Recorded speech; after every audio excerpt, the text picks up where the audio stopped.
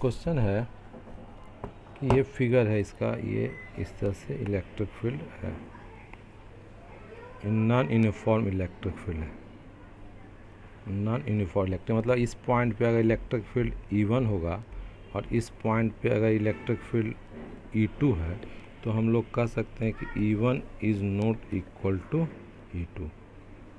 Non uniform electric field है। तो question में ये दिया हुआ है, तो सही बात है, जब हम चार्ज रखेंगे दो चार्ज को रखेंगे, एक चार्ज मान लेते हैं प्लस Q चार्ज है और दूसरा चार्ज जो है वो माइनस Q चार्ज है। दोनों को जब मिलाएंगे ये है तो इस पे एक फोर्स लगेगा, जो इलेक्ट्रिक फील्ड का डायरेक्शन में फोर्स लगेगा वो हो जाएगा Q इंटू ई, Q इंटू E1, और इस पे भी फोर्स लगेगा और वो हो जाएगा Q into E2, Q into E2। तो देखिएगा चार्ज है, दोनों फोर्स तो अपोजिट डायरेक्शन में लग रहा है लेकिन उसका मैग्नीट्यूड अलग अलग हुआ। तो फोर्स अगर इसको हम लोग लिखते हैं F1 फोर्स और इसे अगर हम F2 फोर्स लिख रहे हैं तो F1 force is not equal to F2 force, equal नहीं होगा। तो अपोजिट फोर्स इक्वल नहीं है, इसका मतलब नेट फोर्स इस पर लगे, इस दोनों चार्ज पे अगर डायपोल मान लें तो इस पर नेट फोर्स लगेगा, ठीक है। और ये पता है जब इलेक्ट्रिक फील्ड है तो इलेक्ट्रिक नेट फोर्स जब लगेगा तो, और तो जब ये नेट फोर्स तो लगेगा, और अगर देख रहे हैं कि ये फोर्स है तो ये एक कपल फोर्स बना रहा है तो इस पर एक टॉर्क भी लगेगा। टॉर्क कैसे निकालेंगे? टॉर्क का जब डायरेक्शन लिखते हैं तो होता है R क्रॉस F होता है, torque equal to R cross F। तो सेंटर पे मान लीजिएगा, तो सेंटर से जब R करेंगे तो ये हमारा देखिएगा, ये हमारा R का, ये जो है इस पे निकालेंगे तो ये हमारा R का डायरेक्शन हो जाएगा, ये हमारा R हो जाएगा। और ये इस तरह से करेंगे तो हमारा टॉर्क जो होगा, टॉर्क का जो डायरेक्शन होगा वो डाउनवर्ड डायरेक्शन होगा। टॉर्क का डायरेक्शन क्या हो जाएगा? डाउनवर्ड डायरेक्शन में।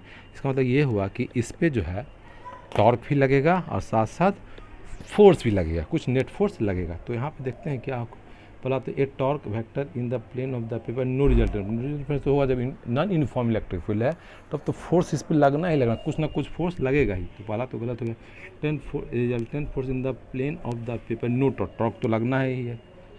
उसके बाद a torque vector normal to the plane of the paper and no resultant force तो लगेगा ही। A torque vector normal to the plane of the paper and resultant force in the plane of the paper. तो ये तो है, मतलब इसमें torque भी लग रहा है और फोर्स भी लग रहा है। तो ये क्वेश्चन तो सही है, लेकिन शायद आपको कन्फ्यूजन हो गया, in the plane of the paper से आप लगता है कन्फ्यूज है। तो हमें ऐसे मतलब नहीं है in the plane of the paper, ये कह सकते हैं कि हाँ फोर्स लगेगा। अब in the plane of the paper का मतलब ये हुआ कि जो फिगर दे रहा है उससे लग रहा है कि ये जो इलेक्ट्रिक फील्ड है वो प्लेन के अंदर जा रहा है। तो प्लेन के अंदर जा रहा है, अंदर क्यों जा रहा है? तो आप खुद सोचिए, प्लेन के अंदर जा रहा होगा तो प्लस Q चार्ज है। अगर उस इलेक्ट्रिक फील्ड अगर बढ़ते, देखिए इलेक्ट्रिक फील्ड बढ़ रहा है, ये भी कह सकते हैं कि इलेक्ट्रिक फील्ड का जो मैग्नीट्यूड है उधर बढ़ रहा है। क्यों?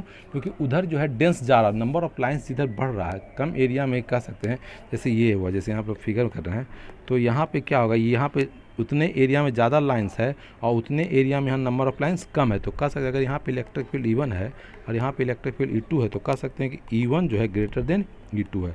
तो यहाँ पे भी कह सकते हैं इलेक्ट्रिक फील्ड जो है वो अंदर की जो कन्वर्ज हो रहा है उधर इलेक्ट्रिक फील्ड ज़्यादा होगा। जब ज़्यादा होगा तो प्लस Q पे जो फोर्स लगेगा वो ज़्यादा लगेगा, अब माइनस Q पे जो फोर्स लगेगा, जो अपोजिट डायरेक्शन लगेगा वो कम होगा। तो कम होगा तो हम लोग कह सकते हैं कि नेट फोर्स जो होगा वो जो इधर इलेक्ट्रिक फील्ड का डायरेक्शन है उधर की ओर ही होगा। और वो शायद हो सकता है, वो फिगर से लग रहा है कि वो प्लेन के अंदर जा रहा है, वो लग रहा है, ऐसा लग रहा है कि वो अंदर की ओर जा रहा है, लेकिन उससे कोई मतलब नहीं है, वो सिर्फ कन्फ्यूज़ करने का कोई मतलब नहीं है। बस ये याद रखिए कि इस पर टॉर्क भी लगेगा एंड फोर्स भी लगेगा, है ना। और ये फिगर से बस ये याद रखिए, फिगर आपको देख के ये लग रहा है कि इलेक्ट्रिक फील्ड जो है अंदर की ओर ज़्यादा डेंस होता जा रहा है, अंदर की ओर इलेक्ट्रिक फील्ड का मैग्नीट्यूड बढ़ रहा है। क्योंकि वहाँ पे स्मॉल एरिया जब खींचेगा, एरिया जब आपका सेम होगा दोनों साइड में, तो यहाँ पे एरिया, उस कम एरिया में नंबर ऑफ लाइन्स इलेक्ट्रिक ज़्यादा क्रॉस करेगा और यहाँ पे उतने ही एरिया में number of lines come cross करेगा।